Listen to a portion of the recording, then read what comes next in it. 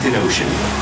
A vast blue expanse, critical to life on Earth. And there's no better animal to represent the story of the ocean with all its splendor and uncertainty than the killer whale, or as it's scientifically known, the Orcinus orca. The orca lives in every corner of the ocean, from the Arctic to the Atlantic, the Southern to the Indian, to the mighty Pacific and beyond.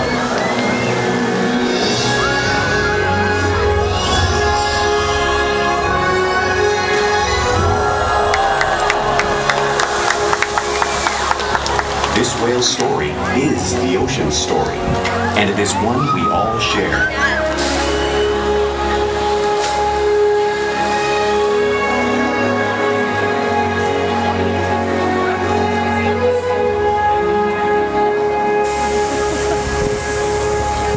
Welcome to SeaWorld's Orca Encounter. My name is Lauren, and I'm so honored to introduce you to this intriguing and majestic animal.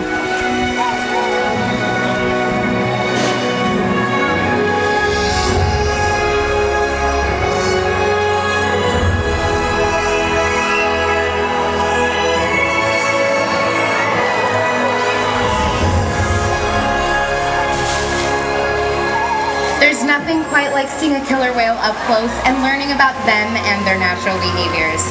We hope this orca encounter will help you better understand these magnificent creatures and all that they represent.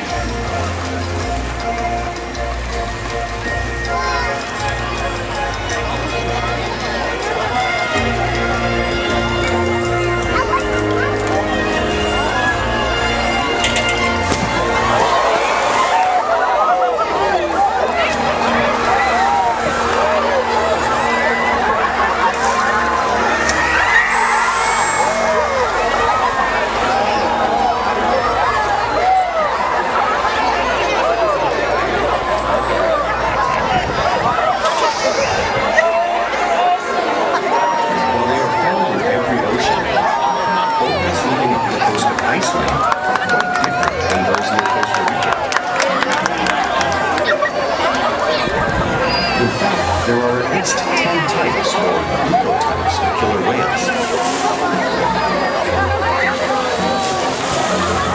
An ecotype describes the differences between killer whale size, physical form, prey, social structure, and habitat.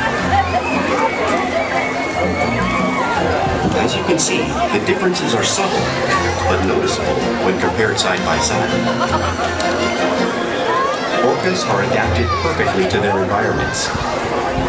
And even the whale's black and white coloration has a purpose. It camouflages the outline of their bodies in the water, making it easier for them to surprise and catch their prey.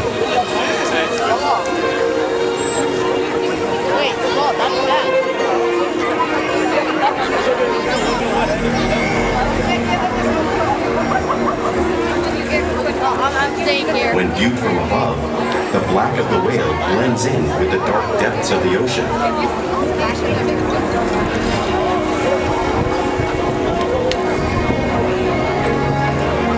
When viewed from below, the orca's white bellies match the brighter surface of the water, blending with the light above, giving them the perfect camouflage.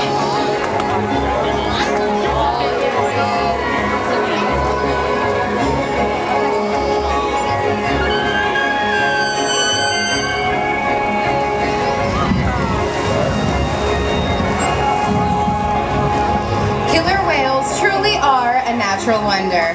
And today, Pete will help me show you some of their physical characteristics.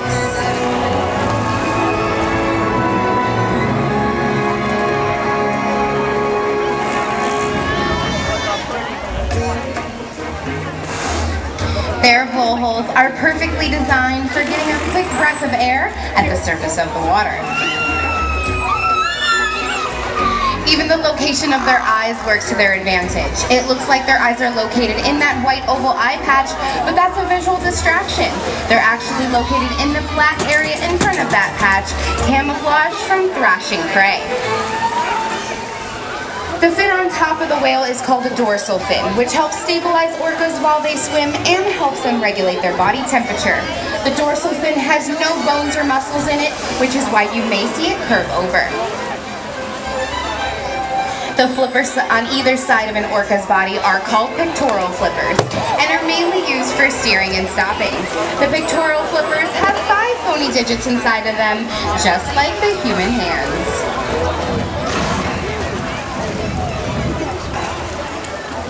The lobes on either side of the tail are called tail flukes. The tail flukes are a killer whale's engine, propelling them close to 30 miles per hour, which is as fast as our speedboats. And of course, they swim the fastest and use the most power when propelling their nearly 10,000-pound bodies all the way up and out of the water.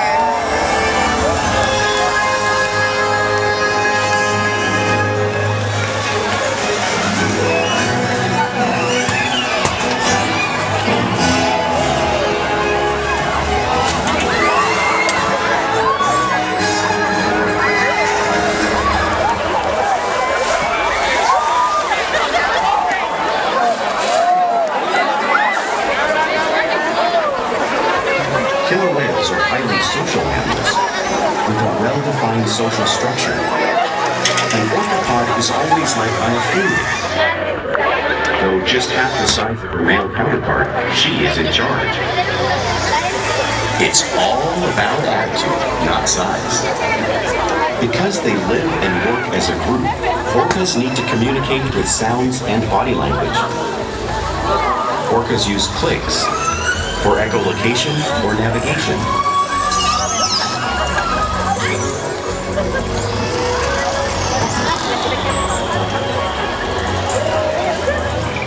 Whistles to socialize in the pod. And calls for group coordination and hunting.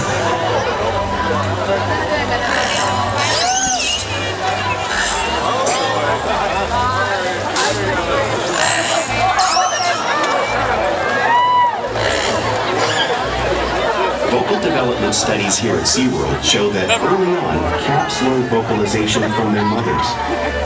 But as they grow, they learn from others close to them as well. This is a bottlenose dolphin call that Shuka learned and even taught other killer whales here at SeaWorld. In fact, orcas are the largest members of the dolphin family.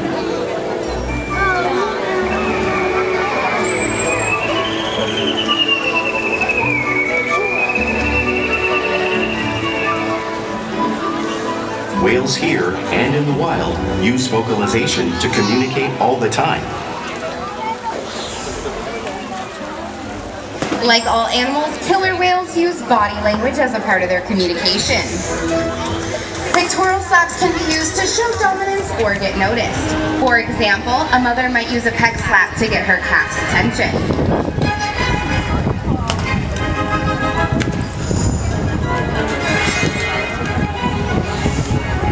But when they really want to be heard, they breathe.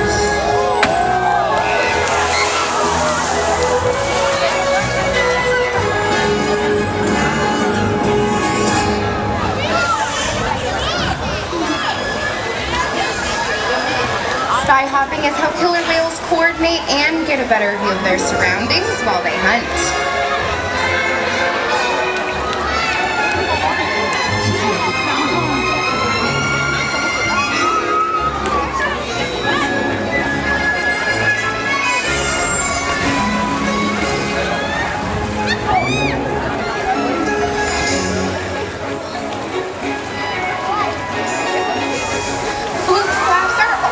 Form of communication killer whales use in the wild here at SeaWorld.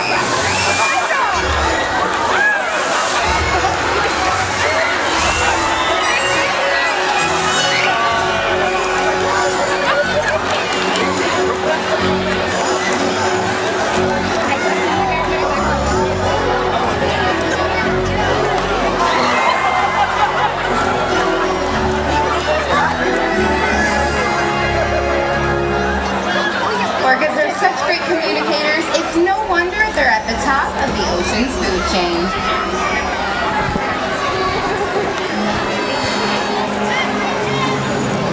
Killer whales work together to rear their young, protect their pod, and most importantly, pursue and catch their prey.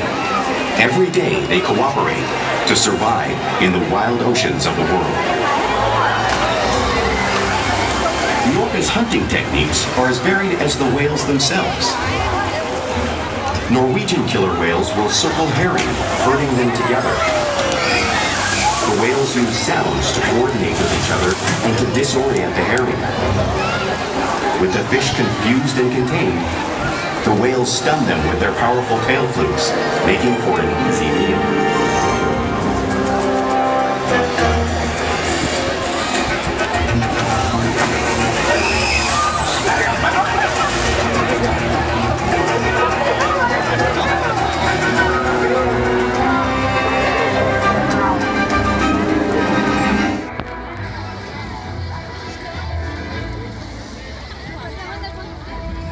Whales in the southern hemisphere will capture sea lions by pulling them right off the beach. Orca is demonstrating the same behavior and movement right here in front of you.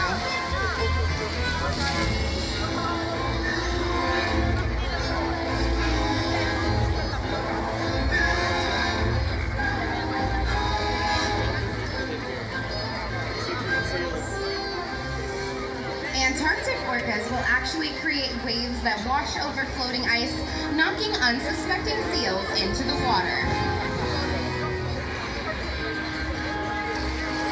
Shoot is showing off this wave-making technique, demonstrating one of the many complex and impressive hunting abilities killer whales have developed around the world.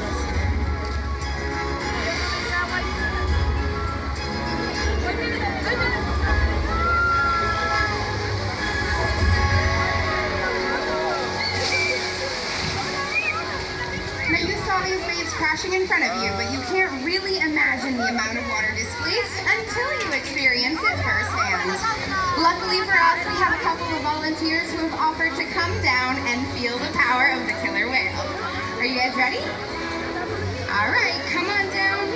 Sit right on this box for me. And you're gonna hold on to this railing right in the middle. All right. Hold on tight.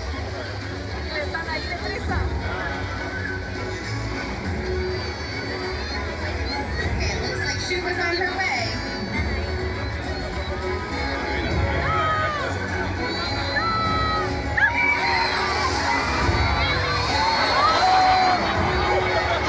I think I forgot to mention this entire section volunteered, but you guys did a great job. Let's give them a round of applause.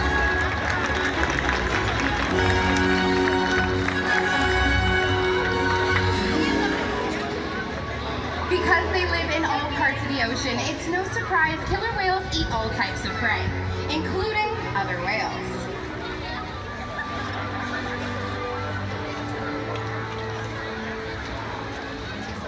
The blue whale on the screen is the largest animal on Earth. It is 5 times longer and 50 times heavier than a killer whale. So how does the killer whale, Shuka and orchid size, eat a whale that size in the wild? Where it's all possible because killer whales are the ultimate team players.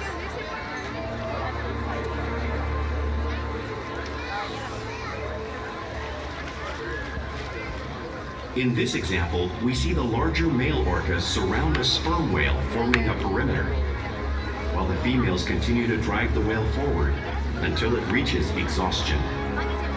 The calves then move in to join the adults in the group.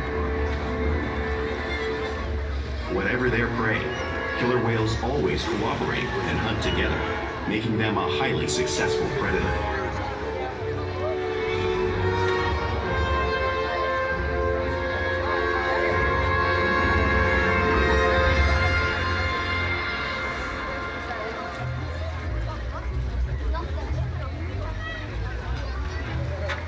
Play is an important part of everyday life for killer whales. It's how they teach young whales to hunt and practice their skills as they grow.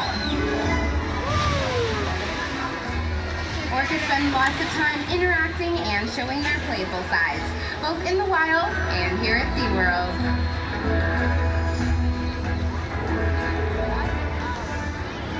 Porpoising is when an orca swims fast at the surface, breaking out of the water just briefly.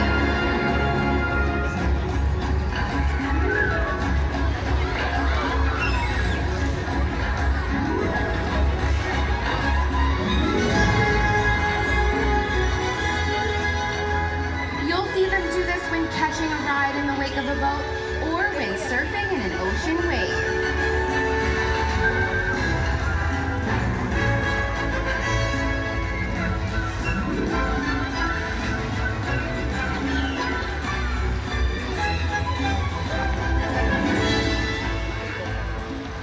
Orcas like to be touched and will rub their bellies on rocks when they can.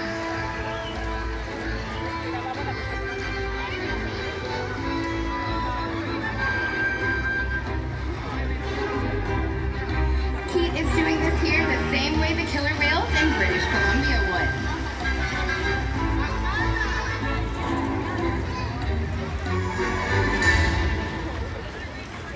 You'll also see whales imitate each other. We see it here all the time at SeaWorld. The whales are always mimicking and learning from each other.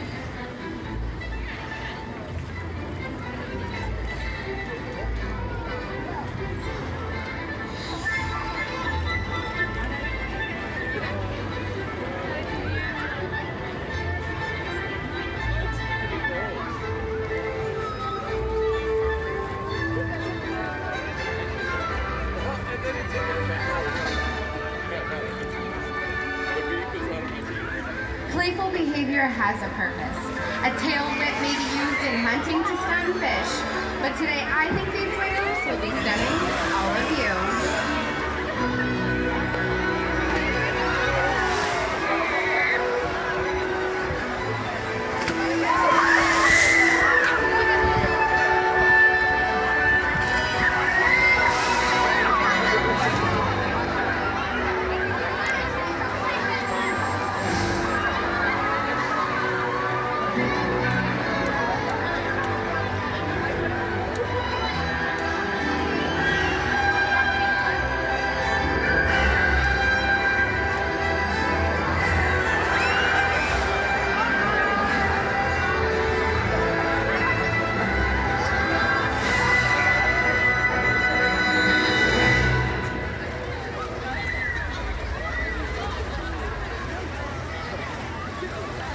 We interact with our whales all day, every day, which allows us to share trusted relationships and provide optimal health care, research, and quality of life. All of the whales here take an active part in their own health and well-being. All of our whales learn what we call husbandry behaviors. An example of this behavior would be rolling over and presenting their tail flutes, just like you see Keat and Shuka doing on stage.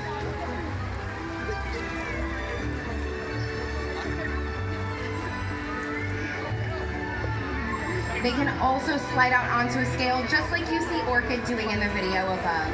We weigh our whales once a week to ensure that our younger whales are growing properly and our older whales are maintaining a healthy body weight.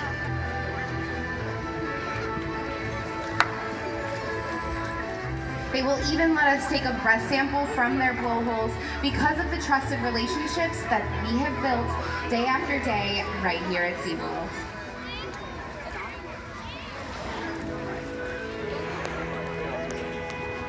Now, of course, we're going to take a very special moment to talk about a very special whale. This is Orchid. She's a 33-year-old female, and she is the first killer whale to ever be born here at SeaWorld San Diego. She is such an incredible whale, not only because she inspires people like you every single day, but she also has participated in research projects that have helped us learn about her wild counterparts. We challenge our whales every day to learn new things to engage and stimulate their minds. Diet, exercise, and of course play help keep these whales in great shape. The whales here at SeaWorld have helped killer whales in the wild by participating in many research studies. One ongoing study monitors the whale's heart rate and breathing to understand how marine noise pollution from ship engines and other sources affect wild populations.